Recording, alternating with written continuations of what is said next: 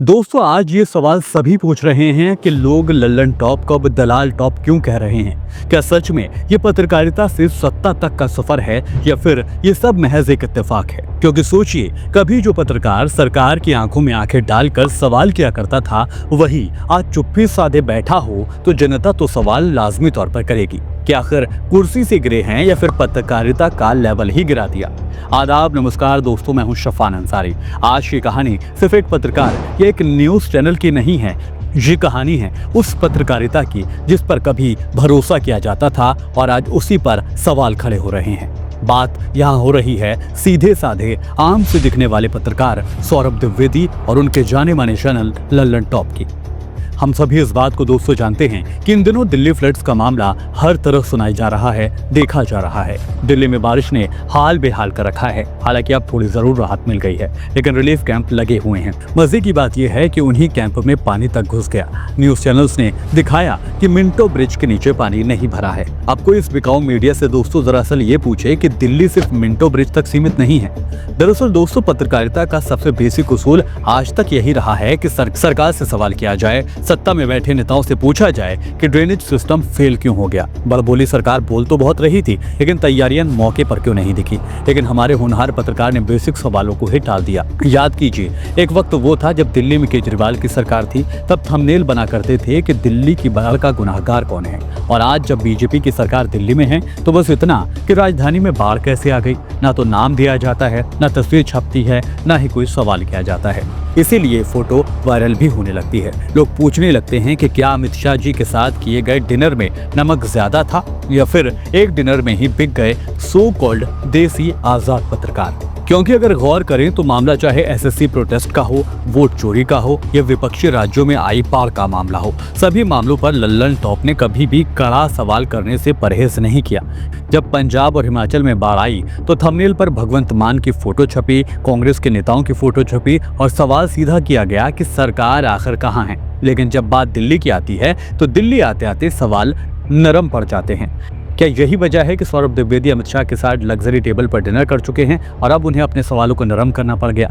चलिए एक बार को अगर मान भी लें कि डिनर करना कोई होम मिनिस्टर के साथ गुनाह नहीं है, लेकिन अगर डिनर के बाद से ही रिपोर्टिंग में फर्क नजर आने लगे तो शक होना भी लाजमी हो जाता है। इधर बात प्रधानमंत्री नरेंद्र मोदी की करें तो मोदी जी बिहार के गया में अपनी दिवंगत मां के पिंडदान करने पहुंचे थे। देखा जाए तो ये बहुत ही निजी और भावुक मामला रहा था। आइडियली यहाँ पर कैमरा होना ही नहीं चाहिए था, लेकिन गोदी मीडिया ने इसे भी एक पीआर इवेंट के तौर पर तब्दील कर दिया। हर जगह पिंडदान, पिंडदान और पिंडदान। इसके बाद विपक्ष ने भी सवाल करना शुरू कर दिया कि क्या मां के नाम पर भी राजनीति हो रही है। जनता ने भी सवाल पूछना शुरू किया कि चुनाव से पहले आखिर ये मीडिया ये दिखाकर साबित करना क्या चाहता है।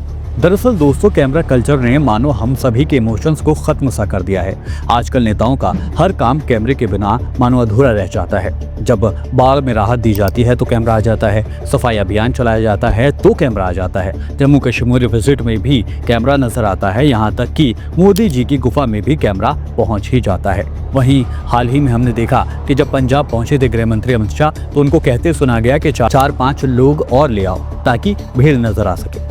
नेता ही नहीं, अभिनेता भी इसी फेरिस्त में नजर आते हैं। फिल्म स्टार्स तक साफ जगह पर झाड़ू लगाते हुए नजर आ जाते हैं, लेकिन कैमरे के सामने पोज ऐसे देते हैं मानो सारी गंदगी इन्होंने ही मिटाई हो। पूरा देश मानो फोटोबाजी में लगा हुआ है और इसी फोटोबाजी के पीछे असल मुद्दे छूटते जा रहे हैं। क्योंकि बात अगर जापान के प्रधानमंत्री की करें तो वजूहात कोई भी रही हो, लेकिन 68 साल की उम्र में उन्होंने इस्तीफा दे दिया, ये कहते हुए कि वक्त अब है हटने का। लेकिन मोदी जी की बात करें तो मोदी जी का बर्थडे हर साल मनाया जाता है। मीडिया पर काउंटडाउन शुरू हो जाता है कि मोदी जी का जन्मदिन, मोदी जी का प्रोग्राम। मतलब हम जापान से बुलेट ट्रेन के लिए कर्ज लेना सही समझते हैं, लेकिन उनकी राजनीतिक ईमानदारी को सीखना जरूरी नहीं समझते।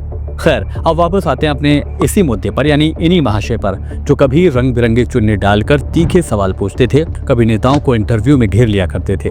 लेकिन अब इस सो कॉल्ड पत्रकार के चुनाव आते ही सवाल बदल जाते हैं। सरकार से सवाल करने की बजाय विपक्ष पर ये कड़े वार करना शुरू कर देते हैं और लोग कहने लगते हैं कि भाई साहब, लल्लन टॉप नहीं है, दलाल टॉप है।